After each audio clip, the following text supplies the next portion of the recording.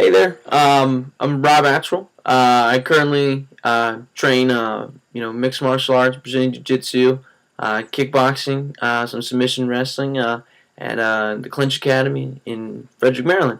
Just wanted to be able to give a few positive words, to everybody. Give a bit of a testimonial, if you will, about my journey to the Clinch Academy and my time currently at the Clinch Academy.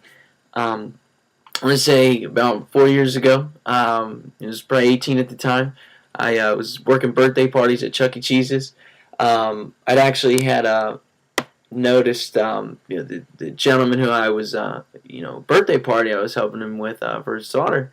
I was going through the ropes, going through the motions at the job, but I noticed this man had some gnarly cauliflower ear, and you don't see that too often working at Chuck E. Cheese's. And I noticed his shirt too, it said Kerwin MMA, something like that. And I politely asked him. I was kind of stoked to say, hey, man, where, you do fine. Where do you train at? He was real receptive. He wasn't, rude or anything like that. He was, he's kind of stoked. I asked, I guess, he said, yeah, I train at the Clinch Academy in Frederick with, Luke Rinehart and so. You naming some names off, and I was like, he said, you should stop by, come check it out sometime. And I was like, sure, I'm game. I had a bit of a history with martial arts. Growing up as a Navy brat, my dad got a black belt in Taekwondo. Learning on base with, some of these guys from Japan and Korea, stuff like that. And, I done a bit of Taekwondo, a lot of some point sparring tournaments, stuff like that. Then when I lived in Germantown, Maryland, actually like a good friend, a good mentor of mine, he'd actually introduced me to Brazilian Jiu-Jitsu, and when I was about 14, 15 years old, and I'd really, that's when I started to really fall in love with this sport. It sounds real cliche, but that Stephen Bonner Forrest Griffin #1, that was the fight that sucked in a lot of fans, and I was one of them too. And that's what got me really interested into mixed martial arts and fighting, everything like that. Fast forward a bit, I googled the guy, Jacob Kerwin. It's real pleasant guy to talk to. He, like I said, he invited me. I stopped in. Was real welcomed. I stopped in the middle of a class, and Luke was like, "Hey, here's this waiver. Sign it. You should be good to go." We shook hands, and he let me do the class. He talked to me. He's like, you should stop by again sometime too. Everybody was like, "Hey, stop by again. Stop by." Hey, real pleasant guys. Training at the gym, and I was able to, kind of find like a home base sort of. I ended up having to go to college, though. I moved to Baltimore. I stuck with training there. Hooked up with some, just trying to find some open mat time.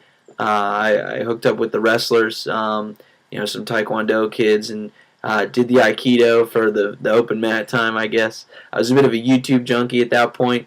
I, would find one technique, had one takedown, one punch, drill that over and over again with my 2 or 3 good buddies. That was real fun.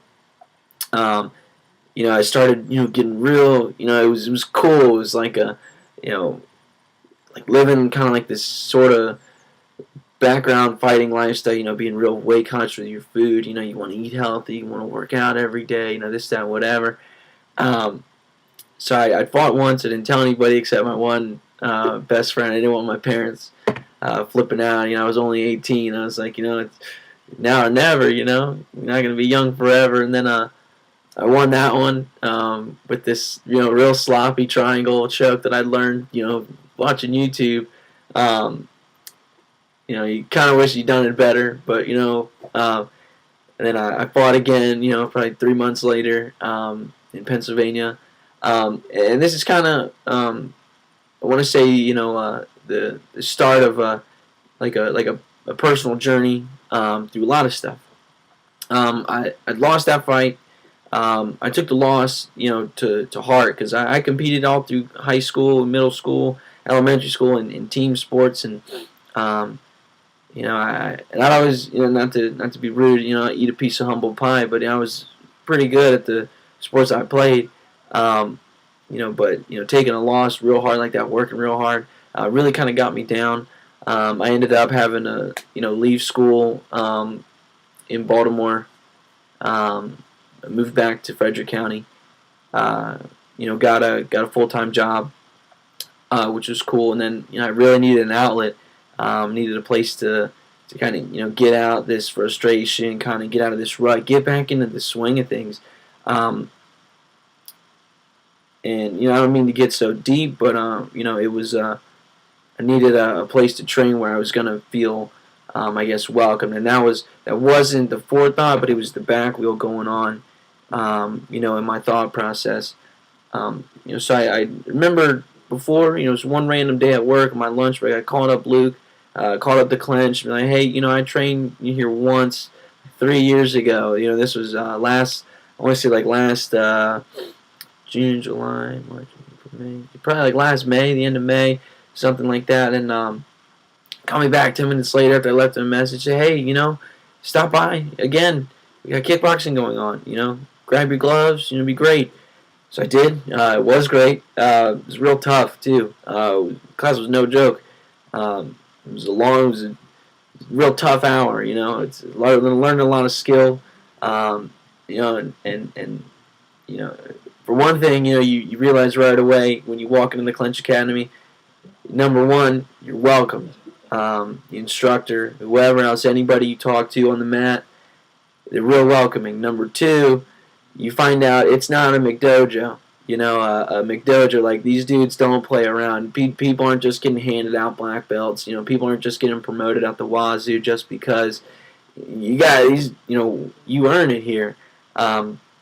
You're being prepared, for competition, like you're getting in shape, dudes, guys and girls will do this, just because it's good for your health. It's good to learn. I personally feel everybody should know how to defend themselves, but I also feel that fighting is the greatest sport in the world. It's the ultimate form of competition, and that's what you get prepared for at the Clinch Academy, and everybody who instructs there, is instructed there, Luke, Tom, Joe, Josh, everybody whoever teaches anybody there. They're real good at what they do for a reason. Real polite, number one. Real understanding too. I know, during no-gi classes, I have a zillion questions all the time. But they know with my questions it's because I want to learn, and that's the thing. The big thing is, you're welcomed. It's no joke there. And you're being prepared.